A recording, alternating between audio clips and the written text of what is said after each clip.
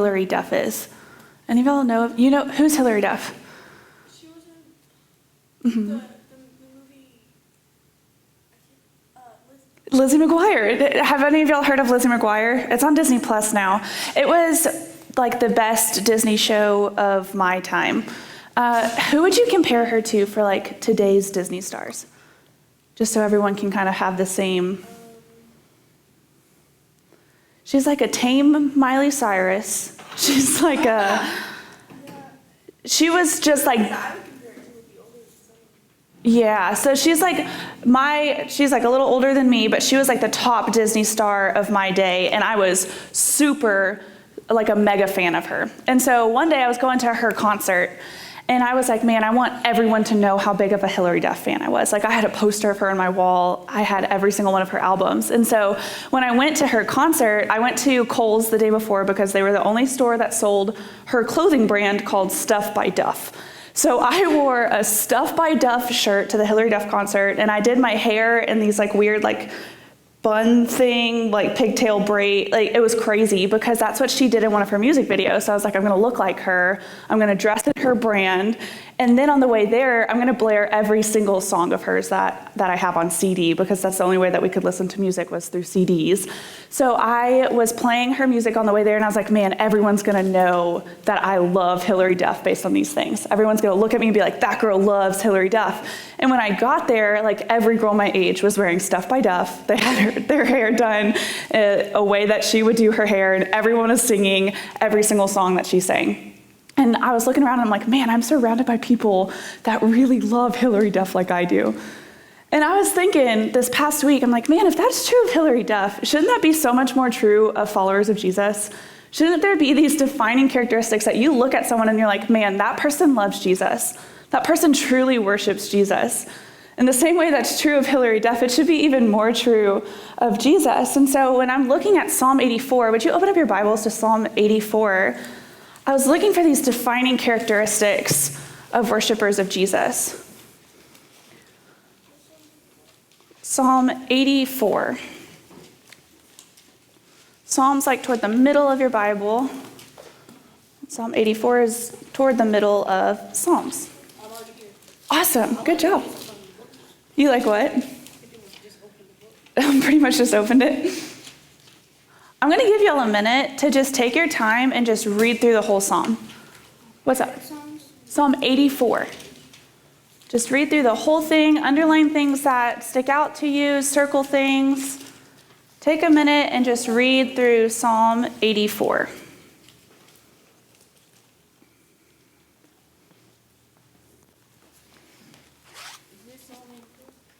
Let me see.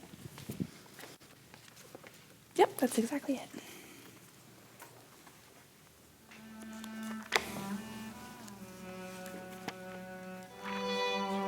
If you need help finding it, come let me know.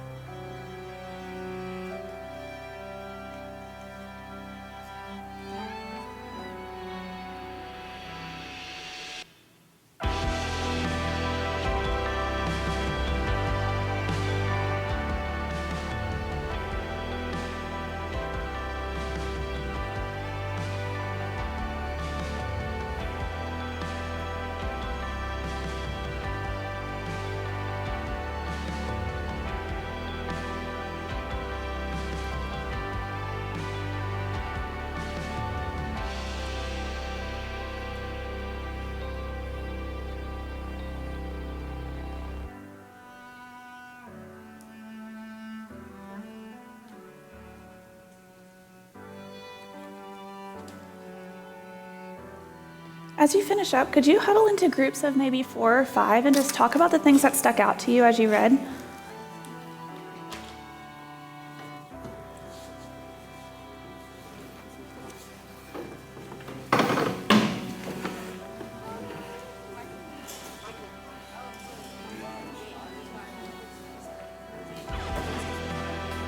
can join them. That's fine. Everyone have a group? Just talking about what stuck out to you.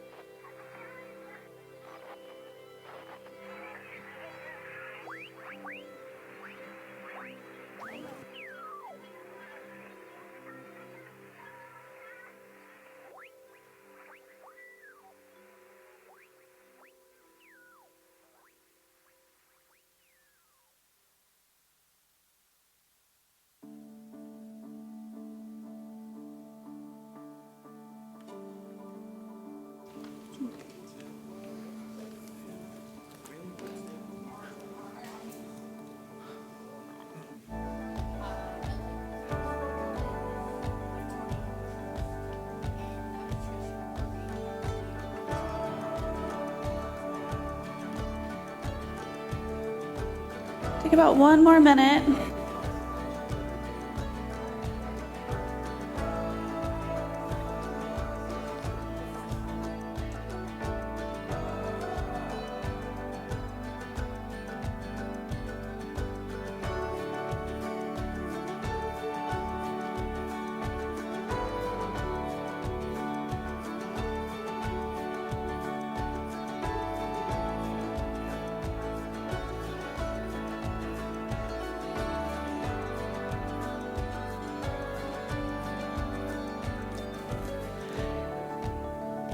Wrap up your thought, wrap up your whatever sentence you're saying. Go ahead and stay in those groups, but just turn your chairs and face me.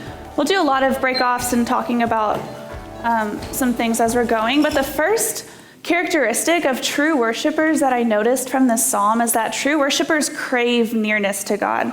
Would you write that down as you're taking notes? That true worshipers crave nearness to God. I saw that throughout the whole psalm, but particularly through verses 1 and 2. What part of these two verses do you see the psalmist just craving nearness to God? Where do you see that? Where do you see it, Jack? I see it, and he said how he's your dwelling place, Lord of armies, how he said that he's the Lord of armies, all powerful, and nothing can defeat him, not even not even the U.S. Navy. Yeah, that's so good. He's saying your dwelling place is lovely. He wants to be near it, and you're even noticing the protective name of Lord of Armies, huh? That's awesome. How else do you notice the psalmist craving nearness to God? Where do you notice it? Yeah, that's good. Verses 10 through 12, he's wanting to be with God throughout that time instead of forever he's with him. Yeah, you're noticing it elsewhere throughout the psalm too, huh? What about you? This is on verse 11, where it's favor and honor. Yeah, that's so good. Anything else? 1 through 2. Mm-hmm. 1 and 2, it talks about how you're crying out. Yeah. And you're asking for help or for anything. Yeah. And God is always there. That's so good. Yeah, he's saying he's longing and yearning for God, right? He's longing and yearning to be in the courts of the Lord. His heart and his flesh are crying out for the living God. I have a question. What kind of food do you guys crave? If you're having a craving for food, chili, what else? McDonald's. Mac and cheese, McDonald's. Burger King. Yeah. Hot wings. Hot wings. Do you ever crave a food and until you eat that specific food, you're like never actually fully satisfied, right? Like I typically, if I'm craving food, it's gonna be like Tex-Mex. I really just want like chips and queso or like rice and beans and tortilla. I just want all the Tex-Mex. And I could leave Sushi Hana and have the best sushi and eat more than I ever would need to and leave being like, man, I could still go for some chimichangas. Right? But guys, why don't we crave God in that way? Why don't our hearts just crave God in that way to where we can walk away being like, man, nothing else is going to satisfy but more time with God. Man, nothing else will curb this hunger that I have for God besides God. And we try to fill our lives with all these other things when in reality, it's just God that we should be craving more and more of. What would it look like if we were worshipers, if we were people who just craved God? What would that actually look like? Just think for a second. Think practically. What would it look like? What would you do? How would you think? How would you feel about things if you were somebody who genuinely just craved more of God? Talk about that in your groups for a minute. Told you it's going to be kind of interactive, so talk in your groups. What would it look like if we were worshipers that craved nearness to God?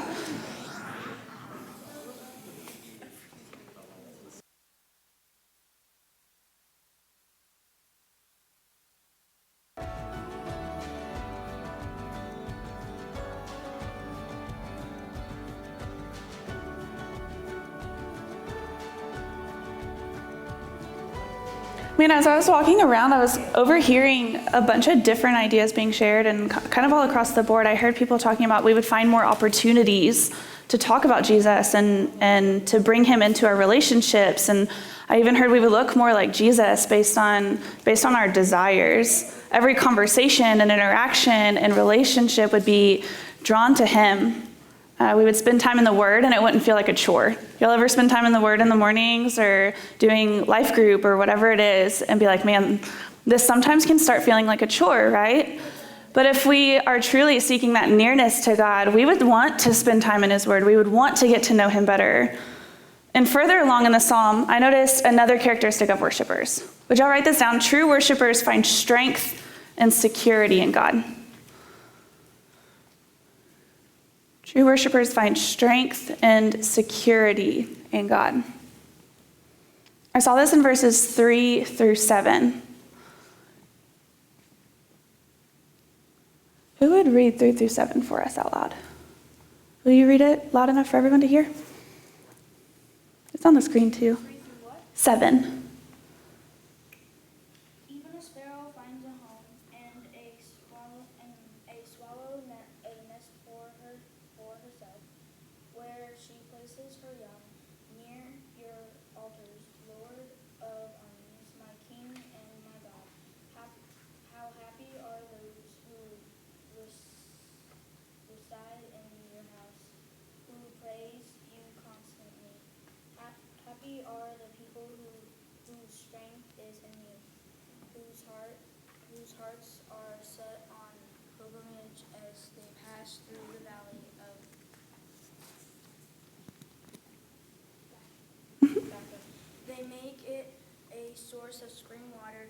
Even the autumn rain will come it with blessings. Thank you. That's so good. Hey, how many birds do y'all think are on this earth? I Googled this week. Just take your guesses. Say them out loud. You don't have to raise your hand. 35 million? More? Like 6 billion? A zillion? Guys, when I looked this up, there's kind of a range, but the average, I looked up the word for bird experts, it's ornithologist. Most ornithologists believe that there are about 400 billion birds on this earth. What did you say? That's half of the You didn't say with your chest. No one even heard you. That's half of the 400 billion birds. Guys, that's 53 birds for every single human on this earth. 53 birds per human. And each of those birds has a home. Each of those birds has a nesting place. And this psalmist is pointing out that if even a sparrow finds a home and a swallow a nest for herself, and how happy they are to be near the altar of God, how much happier and how much more blessed are we that not only do we have a physical dwelling place to gather and worship like here at church, not only do we have a physical gathering place, but we have a spiritual resting place in the Lord too. We have a place where we can go to God and say, I'm not going to keep seeking or searching or earning or trying to find fulfillment anywhere else because I know where it's found. Where's it found? In Jesus, in relationship with Jesus. And so the psalmist is making the point that if even the birds have a home, how much more safety and security do we have in God? And he goes on in verse 5 and he says, happy are the people whose strength is in you, whose hearts are set on pilgrimage. I don't know about you, but pilgrimage doesn't sound happy to me. That sounds like a lot of work and a lot of effort. Then why is it saying that these people are happy that their hearts are set on pilgrimage? If it doesn't seem happy, if their circumstances are probably really hard, why does it say that they're happy? What do you think?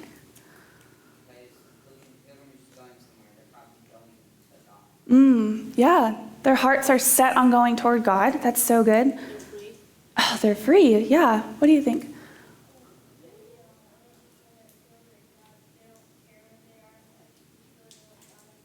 Oh, that's so good. Like no matter their circumstances, they are finding God in that, right? Do y'all think happiness is a choice? Do you think you can choose to be happy, or do you think that happy things just happen? It's a choice. I think so too. I think that we can choose to be happy within our circumstances because it's about perspective, right? So these people are going and they're choosing to see their journey as an opportunity to follow God more closely. They're passing through hard places, but verse 7 says that they're going from strength to strength. Do you think that they're just doing that on their own? Do you think that through hardships and blessings that they're just feeling strength all the time? I don't think so, because I think that our bodies, think about if you were to break a bone. Is it automatically right then going to be just stronger? No, there's a healing process, right? Then how are they going from strength to strength if these things keep happening? What do y'all think? How do you go from strength to strength? What do you think?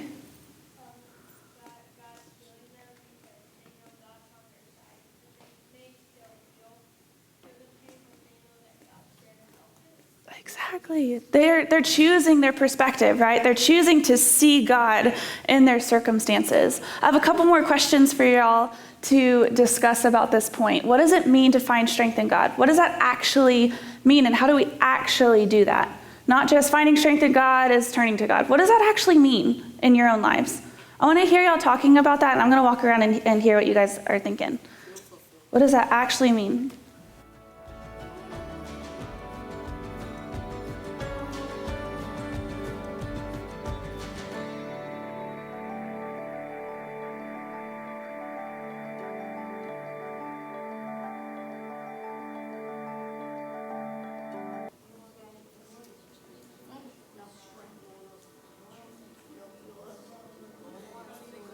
You guys, I'm hearing such good things. I love listening to what y'all are sharing and thinking practically through the things that we're learning through this psalm. That's really good.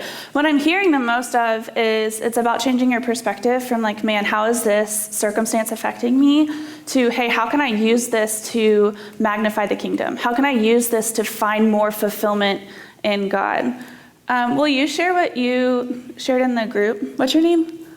Toby. Will you share with the group what you were saying earlier? Do you remember? I said to trust him in anything you do and know that he's always going to be there for you. Yeah, he's always there, right? And I just overheard you sharing. Will you share what you were telling your group? I said it like you lay stuff down for him to take care of because he fights and battles. Yeah, and so it just looks like a constant choice, right? A constant choice of turning to God among your circumstances. Guys, there's one more characteristic of true worshipers that I would love to share with y'all. It's that true worshipers serve God with humility. True worshipers serve God with humility.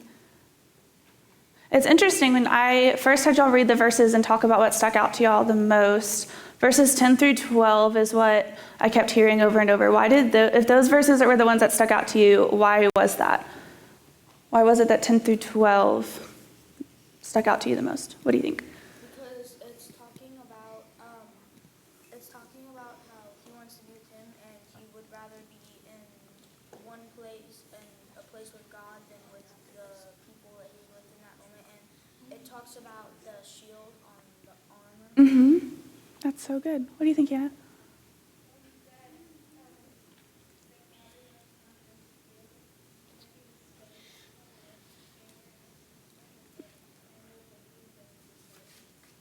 Oh, the no good thing does he withhold stuck out to you too?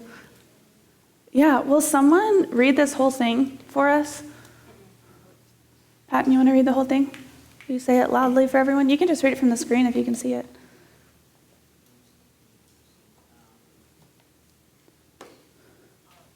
Better is one day in your courts than 1,000 elsewhere. I would rather be a doorkeeper in the house of my God than dwell in the temple of David. For the Lord God is the sun and shield. The Lord bestows favor and honor. No good thing is he withholds from those who walk in my ways. Lord Almighty, blessed is the one who trusts in you. Thank you. Yeah, he's saying I'd rather stand at the threshold of the house of my God, outside, without the AC, without the protection. I'd rather stand there, holding the door open for the church, than be anywhere else in the world. I'd rather serve in that place of humility than be anywhere else. And I've been faced with this scenario in my own life. In December of 2017, I graduated from SFA with an education degree, and then the very next month I started teaching second grade. I taught second grade math and science for about a year, and then I started getting this sense through serving in the church. I felt like God was calling me into ministry, and to do that as my career and not just as a volunteer. And so I really didn't know what that looked like. I didn't know what that meant for me. And so I just kept teaching. And I said, okay, I'll volunteer and I'll use my school as my ministry and I'll serve God in this way. And I was really excited because I was finally financially independent and making enough money to live off on my own. It was just me and my dog, and I loved my independence, and it was so much fun. And then I started just feeling one thing after another that God was like, hey, no, that's not for you anymore. Hey, this apartment, that's not going to be for you anymore. And I was like, no, I'll just use this apartment and I'll open it up for my life group, and I'll use it as a place for people to come meet with God, and I'll use my classroom as a place to love my students and to do ministry there. But I knew in the moment that I had a choice between obedience to where God was calling me or to serve God in the ways that I wanted to. And to serve God making as much money as I wanted to be making and living as independently as I wanted to be making. God was putting my own elevated view of my own independence and my elevated view of being able to take care of myself, and putting it in direct contrast with how he wanted to take care of me and to provide for me and where he wanted to lead me. And so I made the choice of following where God was clearly leading me rather than continuing the way that I lived and the way that I viewed as successful. So I quit my job with benefits and health insurance and all the good things that adults really want. And I started working for a church as a summer intern, and I had no other plans beyond those 3 months. And so I had to move home with my parents. So I was 24 at the time, and I quit my full-time job with a well-paying salary and benefits and moved home. And I had no idea what that looked like. And there were a couple months after my summer internship ended where I was like, God, why did you lead me here? I'm jobless and I'm 24 living at home with my parents. But I was like, man, obedience looks like sometimes putting myself aside and choosing the hard things that God is leading me to. And so the choice I made was the choice to say, hey, God, I will serve you in humble positions if that means that I get more nearness to you. I will serve in humble positions, and I will lower my elevated view of myself and my own circumstances if that means that I get a closer relationship following you where you're leading me. But serving God with humility doesn't always look like quitting your job and working for the church. To be honest, even when I was working as a teacher, I still saw my job as a ministry, and I still feel like God was able to use that to his glory. I don't think that any of that time was wasted for the kingdom, but I do know that God is calling some of us to hard places. God calls all of us to do things that we wouldn't necessarily want to do on our own. Living in humility and service to God and to others leads us to a closer relationship with him. But sometimes it can feel like we're missing out whenever we're serving with humility, right? Sometimes it can feel like God is withholding the bigger and better things from us. Like when I quit my job, I was like, man, God doesn't want me to have enough money to take care of myself. God doesn't want me to have my own home. God doesn't want me to have this job that I worked really hard for. It felt like God was withholding from me. But in verse 7, it says, the Lord grants favor and honor. He does not withhold the good from those who live with integrity. When we choose to walk with God, he does not withhold good things from us. Sometimes we have to change our perspective on what good things actually look like. What does it actually mean to have good things is not always what the world will tell us is what's good. So I have some questions for y'all to discuss about this and this, about these characteristics as a whole. Which of these 3 characteristics that we've talked about today are most challenging to you? What's the most challenging thing for you to live out? And what would it look like for you to live in that? What would it look like for you to serve with humility? Because like I said, that's not always going to be quitting your job. Sometimes that's going to be taking the trash out for your parents without giving them a hard time for it. Sometimes that's going to mean not sitting with your friends at school and instead sitting with the kid that doesn't sit with anybody else. It can look like a lot of different things to serve with humility and to put ourselves aside. So what would that look like for you? Talk about these questions with your group and then we'll wrap up.